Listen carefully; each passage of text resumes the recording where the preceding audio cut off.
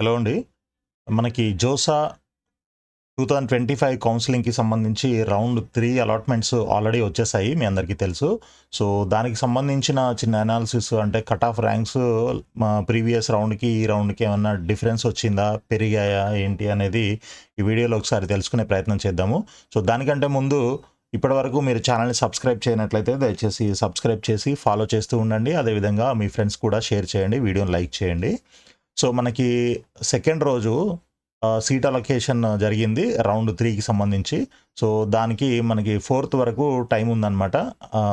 అంటే ఈ రోజు వరకు ఆన్‌లైన్ పేమెంట్ ఎవరికైతే కొత్తగా సీట్ వచ్చిందో వాళ్ళంతా కూడా ఆన్‌లైన్ రిపోర్టింగ్ చేయాలి. ఫీజ్ పే చేసి, డాక్యుమెంట్స్ అప్‌లోడ్ చేసి, రెస్పాన్స్ బై క్యాండిడేట్ అంటే అంటే మీకేదైనా అప్‌లోడ్ చేసిన తర్వాత క్వెరీస్ వస్తే వాటికి రెస్పాన్స్ ఇవ్వడానికి టైము 4థ్ వరకు ఉందనమాట. సో, ఇది రెడ్‌లో ఇచ్చారు మళ్ళీ last date for fee payment అని చెప్పేసి.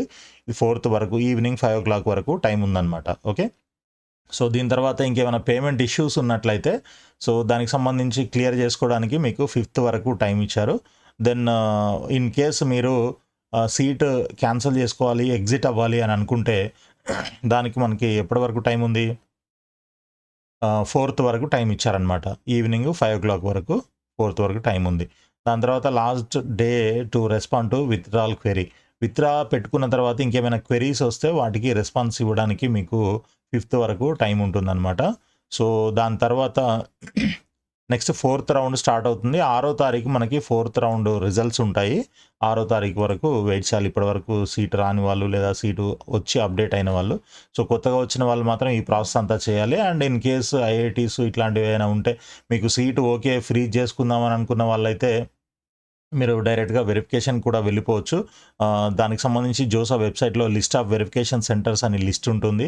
సో, ఈ లిస్ట్ క్లిక్ చేయండి. దాంట్లో డీటెయిల్స్ అన్నీ ఉంటాయి. మీకొచ్చిన ఐఐటీ ఏంటి, దానికి సంబంధించిన వెరిఫికేషన్ సెంటర్ ఏంటి అనేది ఐఐటీస్, ఎన్ఐటీస్‌కి సంబంధించి మొత్తం డీటెయిల్స్ ఉంటాయి. ఇక్కడ మీకు ఏ ఇన్‌స్టిట్యూషన్‌లో సీట్ వచ్చింది. ఎన్ఐటీలో వచ్చింది. అయితే మీరు ఎన్ఐటీ జలంధర్‌కెళ్ళి వెరిఫికేషన్ చేయించాలి.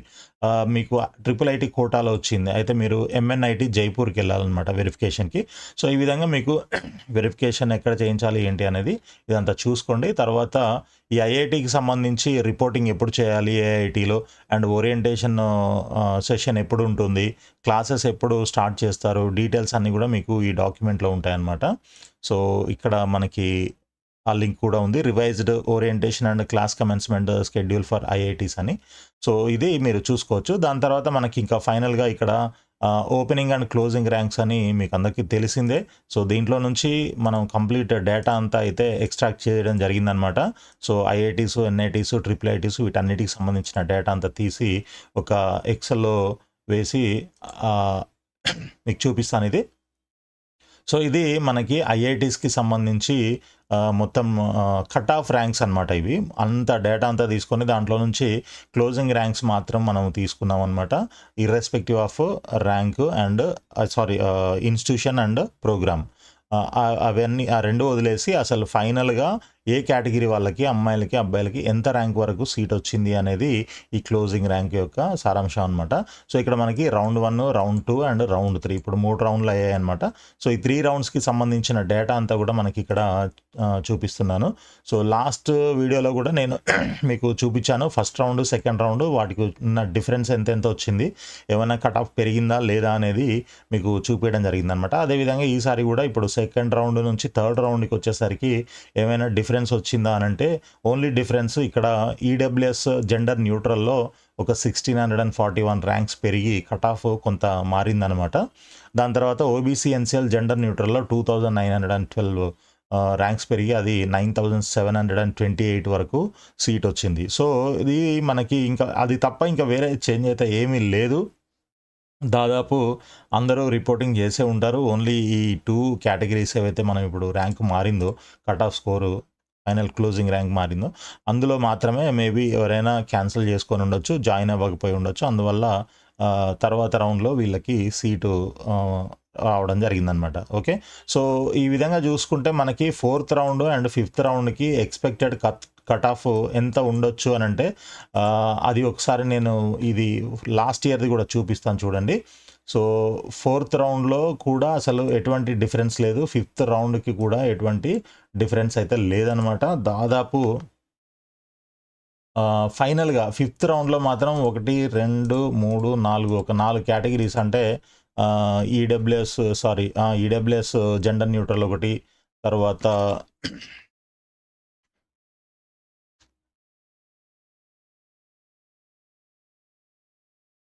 ఓబీసీ ఎన్సిఎల్ జెండర్ న్యూట్రల్, తర్వాత open female, open gender neutral, వీటిల్లో కొద్దిగా చేంజెస్ అయితే జరిగాయి ఇది ఫిఫ్త్ రౌండ్లో.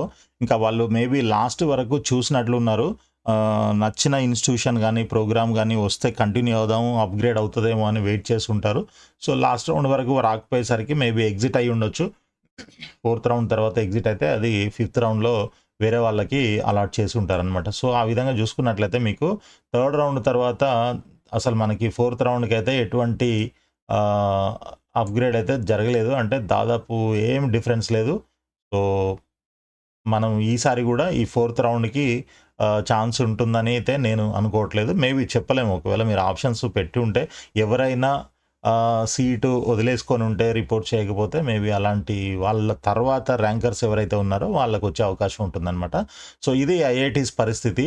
సో నెక్స్ట్ ఫోర్త్ రౌండ్ వచ్చిన తర్వాత fourth round, fifth round and ఈసారి సిక్స్త్ రౌండ్ కూడా ఉంటుంది ఐఐటీస్కి. అవన్నీ కూడా చూద్దాము డిఫరెన్సెస్. వాటి తర్వాత మళ్ళీ ఏం జరుగుతుంది, ఏం చేయాలి. ఐఐటీస్కి అయితే ఇంకా 6 రౌండ్స్తోని క్లోజ్ అయిపోతుంది.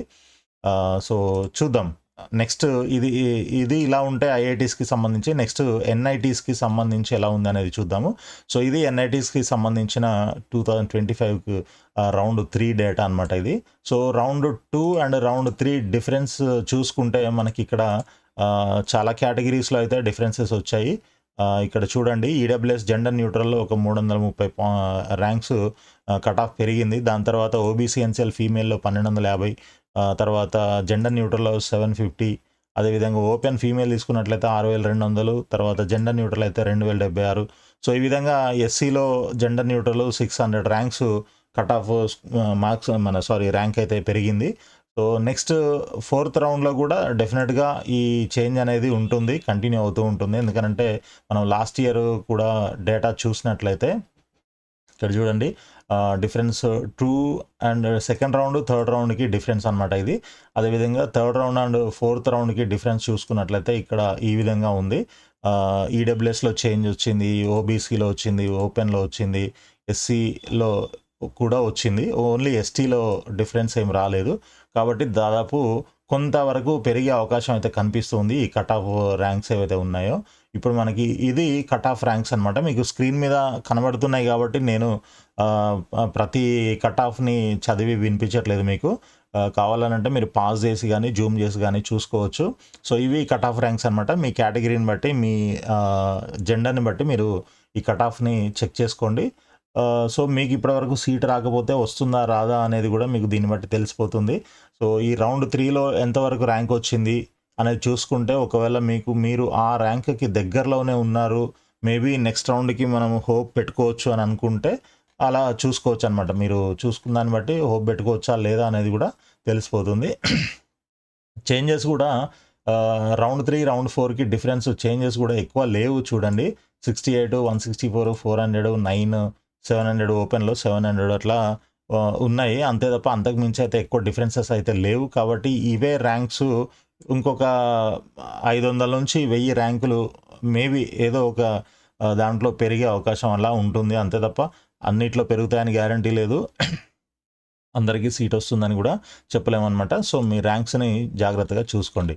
నెక్స్ట్ ఇక ట్రిపుల్ ఐటీస్కి వచ్చినట్లయితే, ట్రిపుల్ ఐటీస్లో అయితే కొంచెం చేంజెస్ బాగానే ఉన్నాయి. ప్రతి కేటగిరీలోనూ, ప్రతి కేటగిరీ జెండర్లోనూ, అదే మేల్ జెండర్ న్యూట్రల్లోనూ చేంజ్ అయితే ఉందన్నమాట. డెఫినెట్గా దీంట్లో చాలామంది సీట్లు వదిలేయడము, డ్రాప్ అవ్వడము ఇట్లాంటివి జరుగుతున్నాయి. కాబట్టి ఇందులో స్లైడింగ్లో అంటే ఫర్దర్ రౌండ్స్లో ఈ అప్గ్రేడ్ అనేది జరుగుతూ ఉందన్నమాట.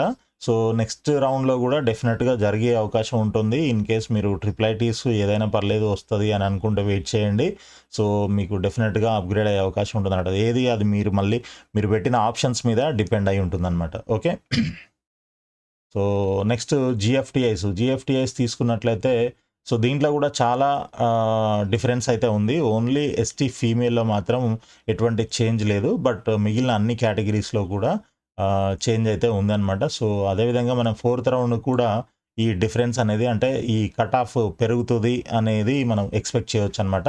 సో రౌండ్ 3 కట్ ఆఫ్స్ అయితే ఈ విధంగా ఉన్నాయి. సో వీటిని బట్టి మీరు నెక్స్ట్ చూసుకోండి. మీ కట్ ఆఫ్స్ ఎంతవరకు ఉన్నాయి? మీ దీనికి దగ్గరలో ఉన్నారు. సపోజ్ ఇప్పుడు ఓపెన్ ఫీమేల్ 98,400 వరకు వచ్చింది.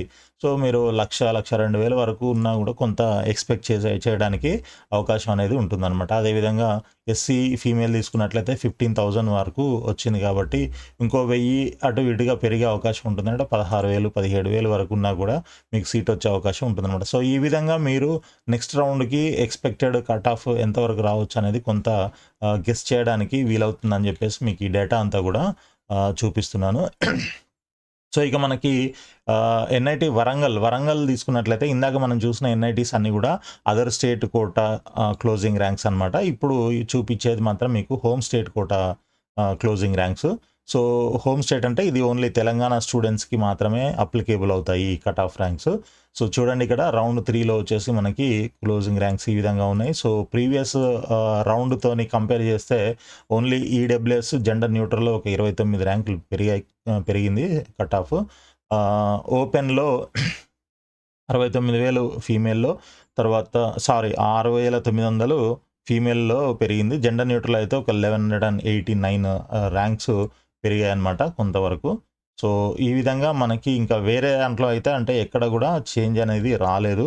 సో ఫోర్త్ రౌండ్లో కూడా మనకు ఎలా ఉంటుందని అంటే చూడండి, ఇక third and fourth round difference తీసుకున్నట్లయితే ఎక్కడ కూడా పెరగలేదు. Only OBC NCL gender neutral ఒక 300 ర్యాంక్స్ పెరిగాయి. అంటే ఈ ఎన్ఐటి వరంగల్లో వచ్చిన వాళ్ళు దాదాపు సీటు వదిలిపెట్టట్లేదు అనేది దీని అర్థం అనమాట.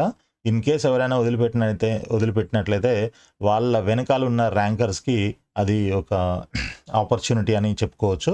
సో ఇదండి మనకి ఇప్పటివరకు ఉన్న అప్డేటు. సో ఏమైనా డౌట్స్ ఉన్నట్లయితే మీరు కింద కామెంట్స్లో రాయండి, వాటికి ఆన్సర్ చేయడానికి ట్రై చేద్దాం మనం. సో ఇంకా ఇది కాకుండా ఒకవేళ ఈ జోసా కౌన్సిలింగ్లో సీట్ రాలేదు అని అంటే దీని తర్వాత మీకు మళ్ళీ సీసాప్ కౌన్సిలింగ్ కూడా ఉంటుంది. అక్కడ కూడా మీరు ట్రై చేసుకోవచ్చు ఎన్ఐటి ప్లస్ సిస్టమ్స్కి. అది కాకుండా ఇంకా ఎవరికైనా లోకల్ ఇంజనీరింగ్ కాలేజెస్లో కానీ యూనివర్సిటీస్లో కానీ మీకు సీట్ కావాలి, management quota B category payment seat కావాలి అని అనుకున్న వాళ్ళు కూడా మన కింద కనిపిస్తున్న నంబర్కి కాంటాక్ట్ చేయొచ్చు. సో ఇది కాకుండా ఇంకా ఎంసెట్కి సంబంధించిన గైడెన్స్, వెబ్ ఆప్షన్ ఫిల్లింగ్ ఇట్లాంటివి ఏమైనా సర్వీస్ కావాలన్నా కూడా మీరు కింద నంబర్లో కాంటాక్ట్ చేయడానికి ఆల్వేస్ వెల్కమ్ అండి. So all the best, thank you. వీడియోని లైక్ చేసి మీ ఫ్రెండ్స్కి షేర్ చేయండి. అదేవిధంగా మీరు సబ్స్క్రైబ్ చేయడం మాత్రం మర్చిపోకండి. Thank you.